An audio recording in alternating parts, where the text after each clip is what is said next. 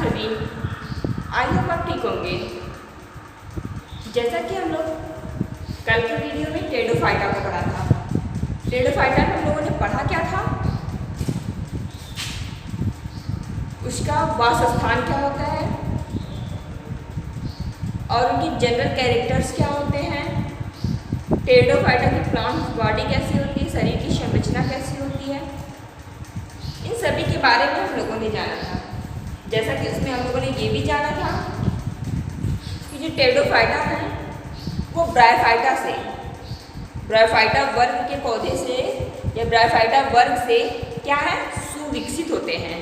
ठीक है, पूर्ण विकसित रूप में होते हैं। क्यों उनको पूर्ण विकसित माना गया है ब्रायोफाइटा से?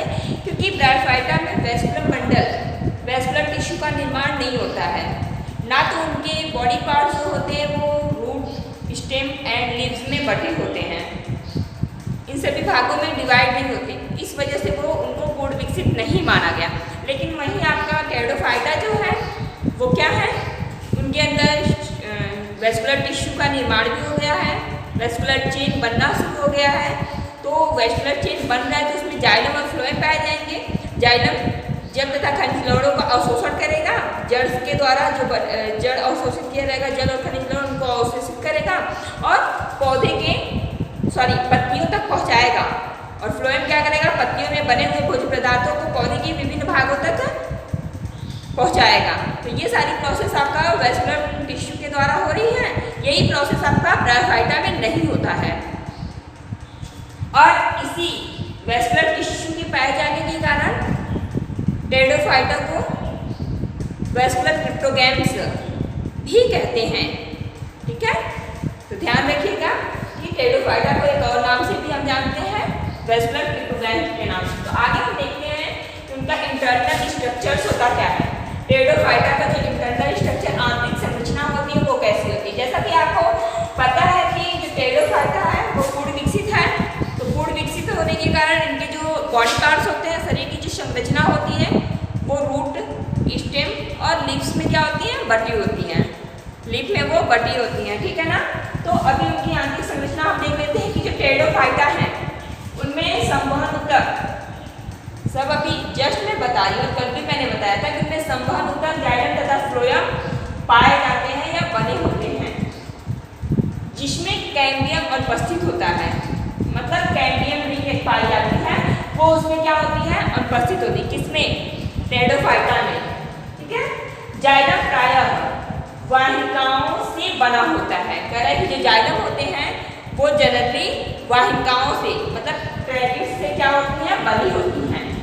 फ्लोएम में सहायक कोशिकाओं का अभाव होता है। जो फ्लोएम होते हैं उनमें जो एसेसरी कोशिकाएं, एसेसरी सेल होती हैं, उनका क्या होता है, अभाव होता है। मतलब कि थोड़ी कम मात्रा में वो विकसित होती हैं।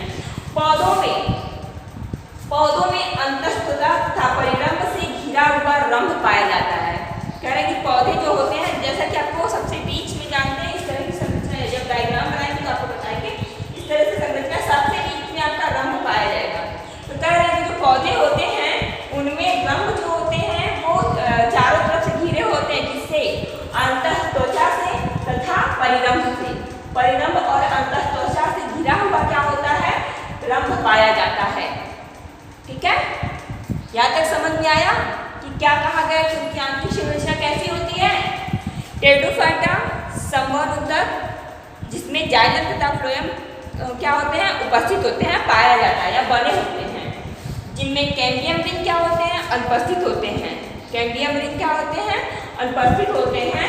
जाइलम जो होते हैं वो प्रायः वाहिकाओं से बना होता है। जाइलम का निर्माण किससे होता है, ट्रैकिट्स से होता है। फ्लोएम में सहायक कोशिकाओं का अभाव होता है। जैसे ही ये ट्रैकिट्स से बने होते हैं जाइलम, उसी क्रम में आपका फ्लोएम जो होता है उनके अंदर क्या होते हैं, सहायक कोशिकाओं, एसेसरी सेल का क्या होता है, अभाव होता है। पौधे में अंतःत्वचा, जो पौधे होते हैं उनमें अंतःत्वचा तथा परिरंभ से घिरा हुआ एक भाग होता है, जिसको क्या कहते हैं, हम रंभ कहते हैं। ठीक है, अब देख लीजिएगा कि पौधे का जो आंतरिक संरचना होती है वो 3 भाग में बटी होती है। कौन कौन सा? Root, stem and leaf. Root, root और स्टेम और क्या होती हैं, लीफ होती हैं। ठीक, तो हम रूट को जान लेते हैं कि इनके अंदर जो रूट पाई जाती है उनकी स्ट्रक्चर कैसी होती है। तो जड़ की आंतरिक संरचना, जड़ की जो आंतरिक संरचना होती है वो द्विबीजपत्री के समान होती है। द्विबीजपत्री, डाइकोटिलेडनस प्लांट, द्विबीजपत्री के समान होती है। ठीक है, उसके बाद हम स्टेम देख लेते हैं। इनके अंदर जो तना पाया जाता है, फर्न के प्रकंद की आंतरिक संरचना, देखिएगा टेरिडोफाइटा के अंतर्गत एक फर्न प्लांट आता है, फर्न, ठीक है ना। तो कह रहे हैं कि इनके अंदर जो प्रकंद होते हैं वो फर्न के प्रकंद की आंतरिक संरचना पर्णाधार, पर्ण के आधार के कारण, पर्णाधार को अगर हम विच्छेदित करेंगे तो पर्ण मतलब पत्तियों के आधार, ठीक है, पर्ण के आधार के कारण क्या होती है, अनियमित आकार की होती है। मतलब इसका कोई आकार नहीं होता है, ये अनियमित आकार की होती है। क्यों अनियमित आकार की होती है? फर्न के प्रकंद, फर्न का जो प्रकंद होता है उनकी आंतरिक संरचना, उनकी इंटरनल स्ट्रक्चर्स के कारण उनमें पाए जाने वाले जो पर्ण आधार होता है, पर्णाधार होता है, उसके कारण उनकी पत्तियां क्या होती हैं, अनियमित आकार की होती हैं। कह रहे हैं कि इनकी बाहरी परत, जो बाह्य लेयर होती है जिसको हम एपिडर्मिस बोलते हैं, आउटर लेयर, जिसको आउटर लेयर बोलते हैं, आउटर लेयर इनकी जो होती है वो क्यूटिकल से ढकी होती है। बाह्य लेयर जो होती है, बाह्य परत जो होती है वो क्यूटिकल से ढकी होती है, उसको आउटर लेयर भी बोलते हैं और एपिडर्मिस भी बोलते हैं। ठीक है ना, ढकी हुई एपिडर्मिस होती है जो मृदुतक, क्या, जो मृदुतक कोशिकाओं की बनी होती है, जो मृदुतक सेल से निर्मित होती है।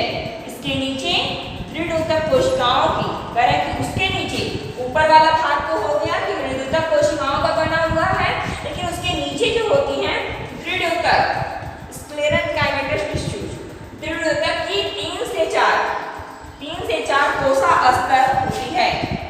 3 से 4 लेयर वाली क्या होती है, अस्तर होती है, कोशिकाओं की लेयर होती है कोसा अस्तर से बनी, मतलब कुछ कोशा से बनी, उस कोशा के लेयर से बनी हुई हाइपोडर्मिस होती है। देखिएगा अभी जब पढ़ाया जाएगा आपको तो एपिडर्मिस,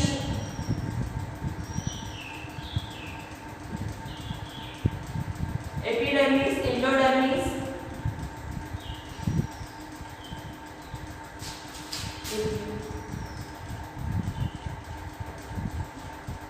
मीसोडर्मिस भी होता है किसी में, कॉर्टेक्स, इसको हम हिंदी में बल्कुट बोलते हैं, बाह्य लेयर, अंतर लेयर और ये मध्य लेयर बल्कुट होता है। फिर नीचे उसमें पेरिसाइकल, हाइपोडर्मिस, ये सारी चीजें क्या होती हैं, जब उनके सेक्शन कटिंग किया जाता है किसी भी प्लांट्स के या किसी भी लीफ का, तो हम उसमें क्या करते हैं, इसको आसानी से देखते हैं। हर चीज़ तो सब में नहीं पाई जाएगी, लेकिन जैसे एपिडर्मिस, एंडोडर्मिस तो लगभग सब में पाई जाती हैं। इन सभी चीज़ों को भी हम जब डायग्राम शो करेंगे तो उसके माध्यम से देखेंगे। ठीक है, तो अभी मैंने बता दिया कि जो उनके स्टेम होते हैं वो किस टाइप के होते हैं। तो करें कि फर्न के प्रकंद की आंतरिक संरचना पर्णाधार के कारण, पर्ण के आधार के कारण नियमित आकार की होती है। ठीक है, और नियमित आकार की होती है, उस पर क्या होते हैं, क्यूटिकल की परत से बनी हुई एपिडर्मिस होती है। मतलब उनकी जो बाह्य लेयर होती है जिसको हम एपिडर्मिस कहते हैं, वो क्यूटिकल की लेयर की बनी हुई होती है, जो मृदुतक कोशिकाओं से बनी होती है, क्यूटिकल से ढकी रहती है और वो बनी किसकी होती है, मृदुतक सेल की बनी होती है, मृदुतक कोशिकाओं से निर्मित होती है। इसके नीचे मतलब एपिडर्मिस के नीचे कह रहा है कि दृढ़ ऊतक कोशिकाओं की 3 से 4 कोशा अस्तर होती है और वही कोशा अस्तर से बनी हुई क्या होती है, हाइपोडर्मिस होती है। मतलब ये सबसे बाहरी लेयर हो गई एपिडर्मिस की, उसके नीचे अभी 3 से 4 कोशा से बनी हुई क्या होंगी, हाइपोडर्मिस होगी। ठीक है, एपिडर्मिस आपका मान लीजिए ये हो गया, तो इसके नीचे तो कह रहा है कि 3 से 4 मान लीजिए इस तरह से लेयर में बनी हुई हो, ये आपकी क्या हो जाएंगे, हाइपोडर्मिस हो जाएंगे। बट ऐसी संरचना है नहीं, बस मैं आपको समझाने के लिए बता रही थी बायलेयर भी तो आपका एपिडर्मिस होगा, उसके अंदर 3 से 4 कोशिकाएं, का मतलब हो सकता है कि हाइपोडर्मिस वही हो। ठीक, अब हम इसकी लीव्स के बारे में जान लेते हैं कि पत्ती की संरचना जो होती है वो डाइकोटिलिडनस लीफ के समान होती है, द्विबीजपत्री पत्तियों के समान होती हैं। इनकी निचली सतह पर करें, जैसा कि आपको सबको पता है कि जो लीव्स होती हैं उसकी निचली सतह पे ही रंग का पाया जाना होता है। ऊपर जो एकदम क्लीन लीफ मतलब एकदम चिकना सा दिखता है, उसके जस्ट नीचे वाले पोर्शन में रंग पाए जाते हैं, जैसा कि छिद्र के समान संरचनाएं उसकी होती हैं।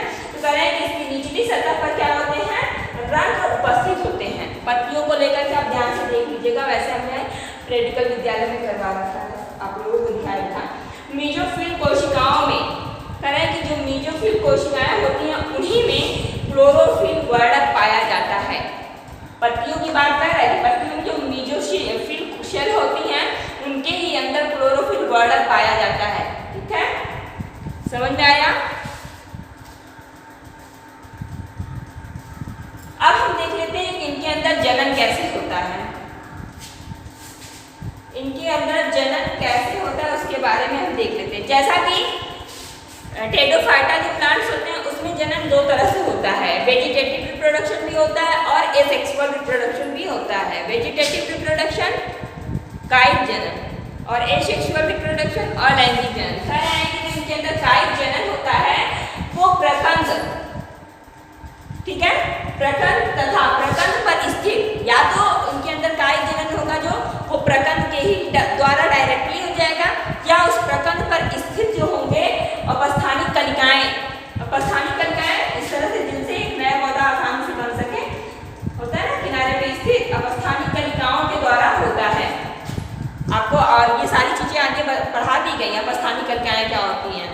कायिक जनन में लगभग अपस्थानिक कलिकाओं के ही द्वारा होती है। पत्तियां नीचे गिरती है, सड़ जाती है, उसमें धीरे धीरे वो ग्रो करके एक नए पौधे को ग्रो कर देती हैं। ठीक है, तो कह रहे हैं कि जो कायिक जनन होता है वो जनननी प्रकंद के द्वारा होता है, या तो प्रकंद पर स्थित अपस्थानिक कलिकाओं के द्वारा होता है, जबकि अलैंगिक जनन जो होता है वो बीजाणु के द्वारा होता है, मतलब स्पोर के द्वारा होता है। ठीक है, कह रहे हैं कि फर्न का पौधा जो होते हैं, जो फर्न के प्लांट्स होते हैं वो क्या होते हैं, बीजाणु उद्भिद होते हैं। ठीक है, बीजाणु धानी में, और वो बीजाणु उद्भिद जब होते हैं तो वहाँ बीजाणु उत्पन्न किसमें होते हैं, कहाँ बनते हैं, तो बीजाणु जो होते हैं वो बीजाणु धानी में उत्पन्न होते हैं। ठीक है, क्या आप जाने कि इनके अंदर जो कायिक जनन हो रहा है वो प्रकंद के द्वारा हो रहा है, या तो उस प्रकंद पर स्थित अपस्थानिक कलिकाओं के द्वारा हो रहा है। ठीक है, या फिर किसके द्वारा हो रहा है, अलैंगिक जनन के द्वारा। तो अलैंगिक जनन में डायरेक्टली क्या बन रहा है, स्पोर, ठीक ना, स्पोर के द्वारा हो रहा है, और वो स्पोर जो होता है वो फर्न द्वारा, फर्न का जो पौधा होता है वो बीजाणुद्भिद होता है। मतलब जो फर्न के जो पौधे होते हैं वो बीजाणु, मतलब बीजाणुओं को उत्पन्न करने वाले होते हैं, और वो बीजाणु जो होते हैं वो बीजाणु धानी में उत्पन्न होते हैं। ठीक है, आई होप आपको समझ में आया होगा। तो अब हम इसका डायग्राम देख लेते हैं। अब देख लीजिएगा, आपके सामने एक स्ट्रक्चर से दिख रही होगी। ठीक है, इस तरह से संरचना में दिख रही है ना, थोड़ा सा डार्क फीका पड़ गया, इस वजह से उसको थोड़ा डार्क कर दिख रहा है। ये पूरी संरचना इस तरह से है। ये लीफ की स्ट्रक्चर्स में बना रखी हूँ। अब लीव्स में देखिएगा जो सबसे ऊपर दिख रहा है, बाहर की लेयर जो दिख रहा है, ठीक है, वो एक पत्ती का कोई आधार तो नहीं दिख रहा है ना, ये और नियमित आकार में आपको दिख रही है ना। इनकी जो बाहर लेयर है, यही लेयर आपकी किसकी, क्यूटिकल से ढकी रहती है। किससे ढकी रहती है, क्यूटिकल से। ठीक है, क्यूटिकल से ये क्या है, ढकी हुई है, जिसको हम क्या कहते हैं, एपिडर्मिस कहते हैं। ध्यान दीजिएगा, क्यूटिकल की लेयर से ढकी हुई क्या है, एपिडर्मिस होती है, जो बनी किससे है, इसका निर्माण किससे हो रहा है, मृदुदक कोशिकाओं से। ठीक है, यहाँ तक समझ में आया। अब कह रहा है कि उसके नीचे जो है, देखिएगा जस्ट नीचे, ये इस तरह से संरचना में आपको दिख रही होगी लाइनिंग वाली, ये पूरा रहेगा संरचना में इस तरह से लाइनिंग दिख रही है। उनके नीचे 3 से 4 की संख्या में क्या है, ये हाइपोडर्मिस है, जिसको क्या कहते हैं, हाइपोडर्मिस कहते हैं। ठीक है ना। अब देखिएगा हाइपोडर्मिस के अंदर आपके, अब इसमें जाइलम और फ्लोएम आपको देखना है, तो इसके अंदर जाइलम और फ्लोएम सुरक्षित है अंदर, लेकिन इसके अंदर जो है एंडोडर्मिस, चारों तरफ से एंडोडर्मिस को क्या है, घेरा। ठीक है। और उसके अंदर आपका फ्लोएम है और सबसे अंदर क्या है, आपका जाइलम है। ठीक है। यही आपकी पेरिसाइकल भी होती है, कुछ खाली प्लेस होते हैं वहां क्या होती है, पेरिसाइकल। ठीक है। ये होती है एक लिप्स की संरचना। सबसे बाहर लेयर एपिडर्मिस, उसके जस्ट अंदर वाला पार्ट हाइपोडर्मिस, उससे अंदर एंडोडर्मिस, उससे अंदर आपका पेरिसाइकल होता है, और उसके बाद आपका फ्लोएम, और लास्ट में आपका जाइलम होता है। ये होती है लिप्स की संरचना। समझ में आया। अब हम क्या देखेंगे, अगर हम फॉर्म, ठीक है, एक मिनट हम आपको बता दे रहे हैं, अगर हम फॉर्म का स्ट्रक्चर देखना चाहें, टेडोफाइटा के अंतर्गत ही आपका फॉर्म आता है, तो एक मिनट हम उसको भी देख लेते हैं कि जो फॉर्म होते हैं उनके स्ट्रक्चर कुछ इस टाइप से होते हैं। ठीक है। इस तरह की संरचना में इनके स्ट्रक्चर्स होते हैं। ठीक है। यहाँ क्या होता है, नॉच, मतलब खांच के आकार की संरचना पाई जाती है, जिसको नॉच कहते हैं, एपिकल नॉच।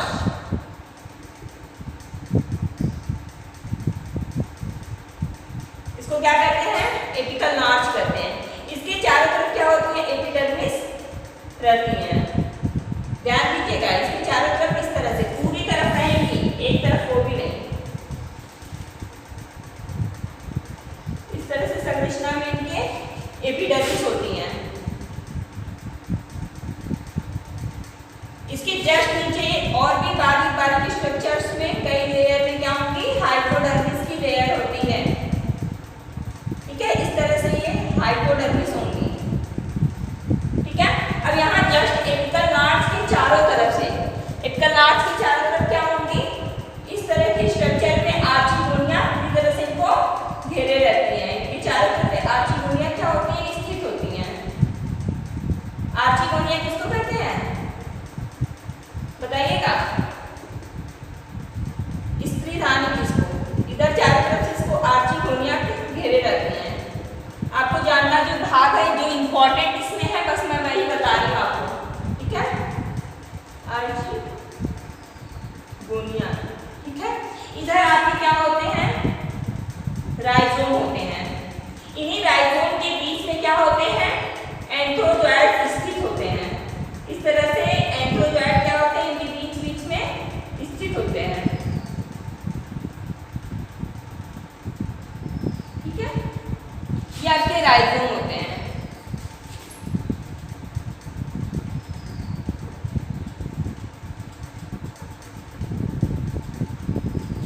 इधर आपका हो गया एंथीरिडियम।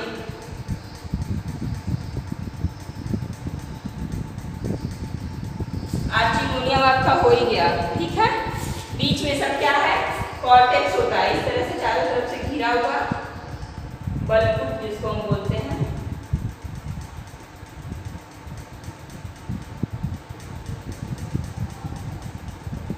इस तरह से संरचना में पूरी तरह से, मतलब एपिडर्मिस और हाइपोडर्मिस के बाद की जो स्ट्रक्चर्स होती है वो इनकी होती है। ये आपके जो होते हैं डायरेक्टली, मतलब अच्छे से बनाएंगे, चारों तरफ से एपिडर्मिस को दर्शाएंगे, उसके अंदर हाइपोडर्मिस को दर्शाएंगे, फिर आप कॉर्टेक्स को दर्शाएंगे। ठीक है। फिर आप एपिकल नॉच को दर्शाएंगे, एपिकल नॉच के चारों तरफ घेरेंगे, आर्चिगोनिया को दर्शाएंगे, नीचे आप क्या दर्शाएंगे, मूलांग जिसको राइजोम कहते हैं, राइजोम को, उसके बीच में क्या है, गुच्छे के रूप में एंथीरिडियम पड़े हुए हैं। ठीक है। ये होती है फर्न की स्ट्रक्चर्स, बट आपको बनाना नहीं है। अभी हमको केवल क्या जानना था, सिर्फ टेडोफाइटा के बारे में। इस वजह से हमने बता दिया कि फर्न का नाम आया है, तो देखिएगा यही है ना, इसी के बीच में ये जो पोर्शन है एंथीरिडियम, यही तो आपका सोराई के रूप में, मतलब इनके पत्तियों के समान एक स्ट्रक्चर इनकी होती है, कुछ इस टाइप से। ऊपर से ऐसे ही रहेगी, यहाँ से ऐसे रहेगी, इस तरह से।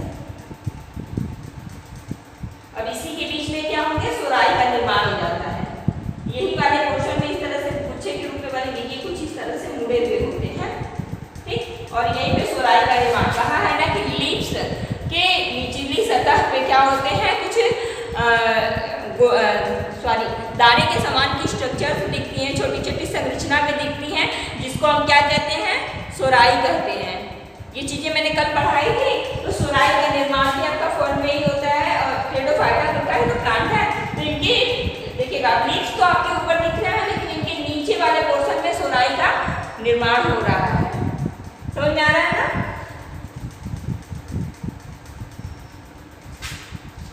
ये नहीं आपकी, लेकिन अभी इसके बारे में नहीं, आप बस जनन तक जानिएगा। बस मैंने समझा दिया थोड़ा सा कि आपको नॉलेज में रहना चाहिए। अब हम क्या देखेंगे कि टेरिडोफाइटा का आर्थिक महत्व क्या होता है। ठीक है, टेरिडोफाइटा का जो होते हैं इकोनॉमिक इम्पोर्टेंस, अब उसके बारे में हम थोड़ा सा जानेंगे। ठीक है, तो हम देख लेते हैं इकोनॉमिक इम्पोर्टेंस ऑफ टेरिडोफाइटा। जो टेरिडोफाइटा होते हैं उनके आर्थिक महत्व क्या होते हैं। ठीक है, जैसा कि हम जानते हैं कि जो टेरिडोफाइटा होते हैं, जो भी टेरिडोफाइटा के पौधे होते हैं, उनके वो सौंदर्य मतलब सुंदरता में भी काम आ जाते हैं, डेकोरेशन के लिए भी उनका प्रयोग किया जाता है, मेडिसिन बनाने के लिए भी किया जाता है, और कुछ आयुर्वेदिक दवाओं के लिए भी किया जाता है। ठीक है, और एक जो है मार्सिलिया एक प्रकार का टेरिडोफाइटा प्लांट है, जिनका उपयोग भोजन के निर्माण में भी या भोजन के रूप में भी किया जाता है। ठीक है, तो अभी हम देख लेते हैं कि फल में कौन सा ऐसा पौधा है जो डेकोरेशन के लिए उपयोग में लाया जाता है, कौन सी ऐसे प्लांट्स हैं जो आपकी होम्योपैथ दवाओं के लिए उपयोग किए जाते हैं, कौन से ऐसे प्लांट्स हैं जो आयुर्वेदिक दवाओं के लिए उपयोग किए जाते हैं, और भोजन में तो आपको पता ही चल गया कि मार्सिलिया का प्रयोग जो होता है वो भोजन के रूप में किया जाता है। ठीक, तो आपका फर्न का प्रयोग देखिएगा, फर्न का प्रयोग जो होते हैं वो बगीचे के सौंदर्य के लिए, बगीचे के सौंदर्य के लिए किया जाता है। ठीक है, तो आप अपने बाउंड्री के पास में भी लगा सकते हो। ठीक है, जिसमें एनीनिया, एस्प्लेनेरियम, ठीक है, एस्प्लेनियम, ये दो इस प्रकार के टेरिडोफाइट्स प्लांट हैं जो सौंदर्य के लिए प्रयोग किया जाता है। और भी हैं बट ये दो फेमस हैं। लाइकोपोडियम एक इस तरह का टेरिडोफाइट प्लांट है जो होम्योपैथिक दवाओं के उपयोग में किया जाता है। अगला आपका क्या है, ड्रायोप्टेरिस तथा बोट्राइकम। क्या है, ड्रायोप्टेरिस तथा बोट्राइकम। इसका उपयोग भी दवाओं के लिए किया जाता है, बट आयुर्वेदिक दवाओं के उपयोग में किया जाता है। आयुर्वेदिक दवाएं जब बनाई जाती हैं उनमें आपका ड्रायोप्टेरिस तथा बोट्राइकम का उपयोग किया जाता है। ठीक है, मार्सिलिया का प्रयोग भोजन के रूप में किया जाता है। जो मार्सिलिया होते हैं उनका प्रयोग जो होते हैं वो भोजन के रूप में किया जाता है। जैसा कि आपके इस प्लांट जगत में मतलब टेरिडोफाइटा के पौधे में सबसे बड़ा टेरिडोफाइट जो प्लांट होते हैं वो क्या होते हैं, एजोला, फर्न एजोला का जो जलीय है। क्या होते हैं, जो जलीय होते हैं, फर्न एजोला। ठीक है ना। आगे आपने क्या है कि सबसे छोटा टेरिडोफाइटा प्लांट, जो सबसे छोटा टेरिडोफाइट प्लांट होते हैं वो क्या होते हैं, एल्सोफिला। ठीक, इन दोनों को ध्यान में रखिएगा कि सबसे बड़ा टेरिडोफाइट प्लांट्स क्या होते हैं, तो फर्न एजोला होते हैं जो जलीय होते हैं, और सबसे छोटा टेरिडोफाइटा एल्सोफिला। ठीक है ना। आई थिंक आपको समझ में आया होगा। तो आप पूरी तरह से सभी को प्रिपेयर कर लीजिएगा और अपनी नोट्स बुक में कंप्लीट कर लीजिएगा। ठीक है, आज के लिए बस इतना ही। Okay, thank you.